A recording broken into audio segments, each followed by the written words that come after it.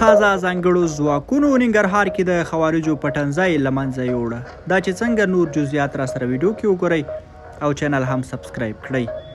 د جهان نیوز درنو لیدونکو السلام علیکم. ننګرهار کې ځایي امنیتي مسؤلین هوریت نیوز ته تاییدوي چې د دې ولایت مومندرې ولسوالۍ په ډکي سیمه کې د خوارجو په یو پټنځای ځانګړي عملیات ساعت وړاندې پای ته رسېدلي دي.